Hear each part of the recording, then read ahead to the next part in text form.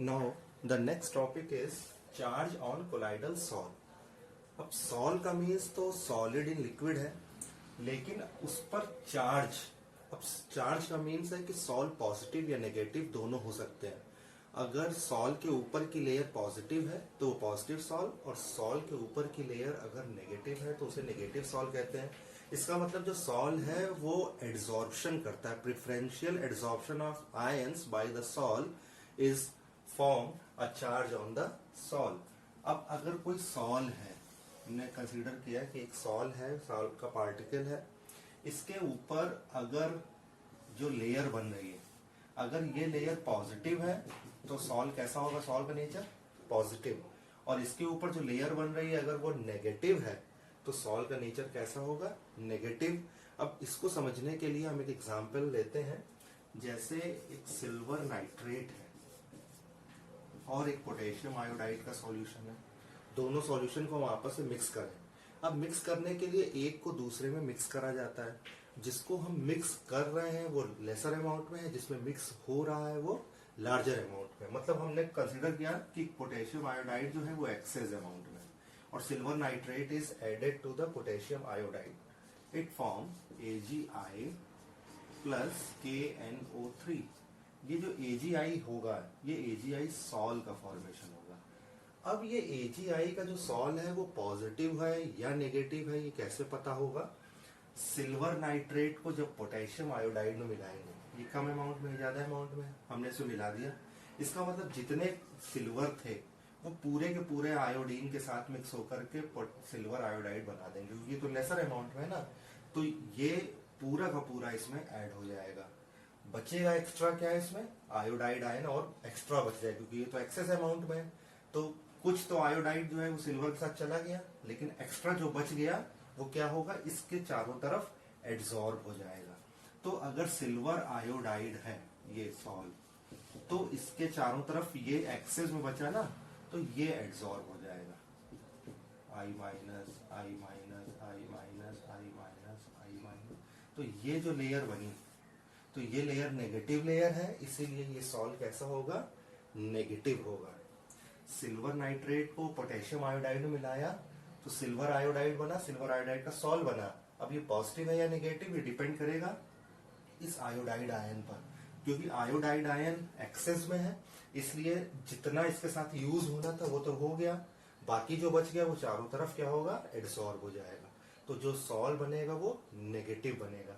अब बात आती है कि इसमें ये क्यों नहीं आ रहा है, हम आयोडाइड आयन ही क्यों एड्सॉर्ब करा रहे हैं, क्योंकि सॉल में Ag या I यही दोनों टर्म आ रहे हैं। यहाँ पर K या NO3 टर्म आ ही नहीं रहा है सॉल के अंदर, तो हमें K और NO3 से मतलब ही नहीं है।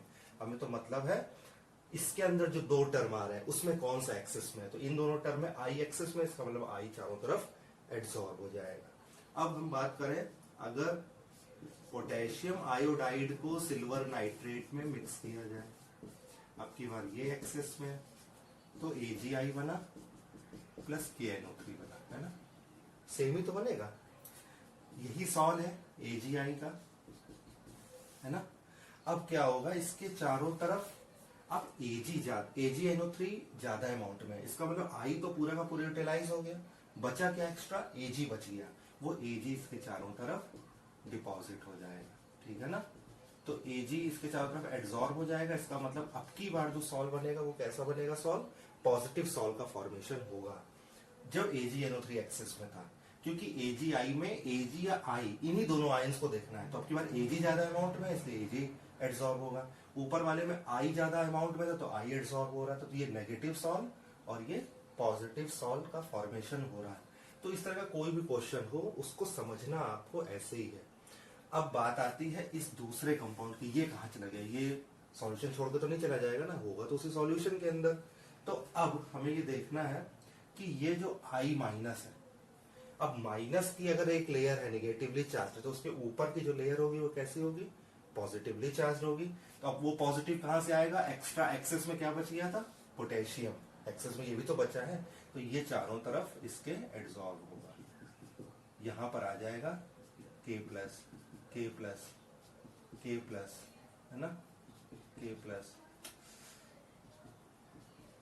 ये एड्सॉर्ब हो गया इसके चारों तरफ। अब की बार क्या हुआ, एक और लेयर का फॉर्मेशन हो गया, 2 लेयर बनी।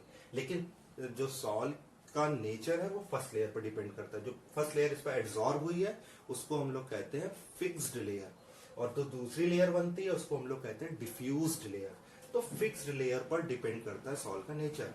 तो फिक्स लेयर तो I- की निगेटिवली चार्ज है। अब पोटेशियम इसके चारों तरफ डिफ्यूज्ड है और मोबाइल है, मतलब इधर उधर घूमता रहता है, मोबाइल लेयर है। ये फिक्स लेयर है, मोबाइल लेयर है। तो फिक्स लेयर डिफ्यूज लेयर भी कहा जाता है, ठीक है। फिक्स्ड लेयर और डिफ्यूज लेयर। इसी तरह इस Ag के चारों तरफ अब क्या होगा, एक और लेयर होगी। Ag की तरफ अब क्या होगा, अगर Ag पॉजिटिव में तो इसका मतलब अब इसके चारों तरफ NO3 की लेयर होगी। तो यहाँ पर NO3 minus, NO3 minus, NO3 minus इसकी लेयर होगी। तो ये भी 2 लेयर हो गई, यहाँ पर भी 2 लेयर हो गई। लेकिन डिपेंड कर रहा है सॉल्ट का नेचर इस लेयर पर, फिक्स्ड लेयर पर, ठीक है। अब देखिए यहाँ नेगेटिव चार्ज, यहाँ पॉजिटिव चार्ज, चार्ज सेपरेशन है। इसका मतलब यहाँ पर क्या अराइज होगा, पोटेंशियल अराइज होगा। तो यहाँ पर जो पोटेंशियल अराइज हो रहा है, यहाँ पर जो पोटेंशियल अराइज हो रहा है, उस पोटेंशियल का नाम होता है जीटा पोटेंशियल। जीटा पोटेंशियल कहते हैं, या इलेक्ट्रोकाइनेटिक पोटेंशियल भी कहा जाता है। ये जो 2 लेयर हैं, फिक्स लेयर और डिफ्यूज लेयर, इनका नाम है हेल्महोल्ट्ज इलेक्ट्रिक डबल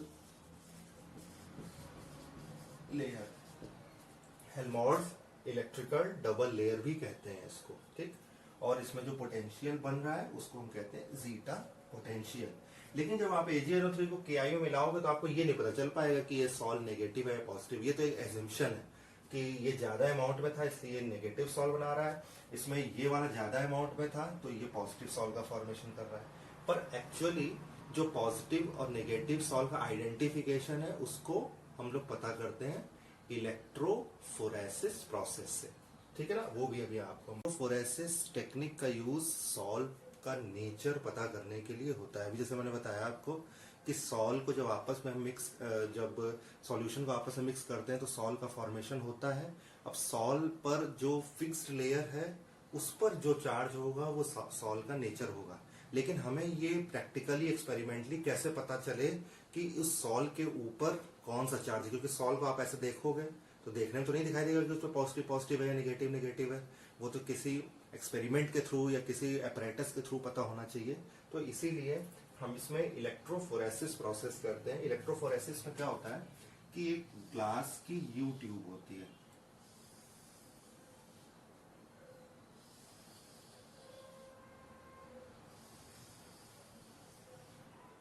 एक यू ट्यूब है,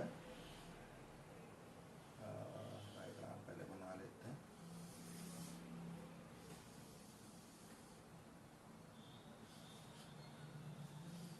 रिजर्वायर है,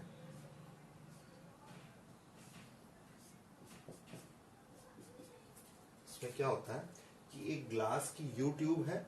इस यू ट्यूब में प्लैटिनम का इलेक्ट्रोड लगा देते हैं दोनों तरफ और इसको कनेक्ट कर देते हैं बैटरी पर। माना ये नेगेटिव टर्मिनल है, ये बैटरी का पॉजिटिव टर्मिनल, ठीक। इसके अंदर हमने भर दिया एक डिस्पर्स्ड फेज, ठीक, और डिस्पर्स्ड फेज डिस्पर्जन मीडियम मतलब सॉल्वेंट, और साथ में भर दिया वो सॉल जिस पर हमें चार्ज पता करना है कि उस सॉल पर चार्ज कैसा है, ठीक। अब हमने क्या किया, प्लैटिनम इलेक्ट्रोड है और सॉल को भी इसी के अंदर फिल कर दिया। अब सॉल को जब हम फिल करेंगे इसके अंदर, यहाँ पर एक लगा होता है क्लैंप और इधर से हम डालते हैं सॉल्यूशन इसके अंदर। ये जो डिस्पर्जन मीडियम है ये लगातार इसके थ्रू इसमें जाता रहता है। जब कम होने लगता है तो नॉब खोल देते हैं, फिर से इसके अंदर मूव करना शुरू कर देता है, नॉब बंद कर देते हैं, ठीक। तो ये जो यू ट्यूब है, इस यू ट्यूब के अंदर प्लैटिनम का इनर्ट इलेक्ट्रोड है, सॉल्वेंट है, सॉल है जिस पर चार्ज पता करना है, और बैटरी से इसे हमने कनेक्ट कर दिया। अब जैसे ही इसके अंदर करंट फ्लो होगा तो अगर सॉल का नेचर पॉजिटिव है तो वो किधर जाएगा, नेगेटिव टर्मिनल की तरफ। और सॉल का नेचर अगर नेगेटिव है तो वो किस तरफ मूव करेगा, पॉजिटिव टर्मिनल की तरफ मूव करेगा, ठीक। तो मान लीजिए अभी जैसे हम लोग बात कर रहे थे सिल्वर आयोडाइड की, सिल्वर आयोडाइड था और इस पर नेगेटिव चार्ज था, मतलब नेगेटिव सॉल्व। इस तरह से डिनोट करने का तरीका भी है, AgI स्लैश लगा के I माइनस। तो AgI तो सॉल्व को डिनोट करता है, जो स्लैश है ये उस लेयर को डिनोट करता है, और उस लेयर पर कौन सा चार्ज है, I माइनस। या AgI पर अगर Ag प्रेफरेंशियल एब्जॉर्ब हो रहा है तो उसको हम लिख सकते हैं Ag प्लस। तो अब चाहे पॉजिटिव सॉल्व है नेगेटिव सॉल्व है, अगर हमने क्या लिया था AgNO3 को KI में मिलाया था पोटेशियम आयोडाइड में, तो ये वाला सॉल्व बना था। अगर आप इस सॉल्व को इसमें फिल कर दें तो ये नेगेटिवली चार्ज सॉल्व है, इसका मतलब ये किस तरफ जाएगा, पॉजिटिव टर्मिनल की तरफ मूव करेगा। तो सॉल्व के पार्टिकल इधर की तरफ मूव करेंगे और इस प्लैटिनम इलेक्ट्रोड के पास आकर के स्टिक हो जाएंगे, डिपॉजिट हो जाएंगे, और यहाँ पर कुछ नहीं बचेगा, पूरे का पूरा सॉल्व यहाँ पहुंच जाएगा। फिर हम इस प्लेट को निकाल लेंगे और फिर उसे अलग कर देंगे। सॉल्व को कैसे अलग करेंगे, उसको वापस किसी सॉल्वेंट में डालेंगे, इस प्लेट, क्योंकि प्लेट पर स्टिक है तो प्लेट सहित किसी सॉल्वेंट में डाल देंगे। सॉल्वेंट में जैसे ही डालेंगे तो सॉल्व जो है प्लेट को छोड़ करके उस सॉल्यूशन में डिस्पर्स हो जाएगा। तो इस तरह से ये इलेक्ट्रोफोरेसिस का प्रोसेस किया जाता है। बहुत सिंपल प्रोसेस है, सिर्फ क्या पता करने के लिए कि जो सॉल्व है उस पर कैसा चार्ज है, पॉजिटिव है या नेगेटिव है। तो नेगेटिव की तरफ मूव करे तो पॉजिटिव सॉल्व, पॉजिटिव की तरफ मूव करे तो नेगेटिव सॉल्व होगा। ठीक, तो बहुत सिंपल सा ये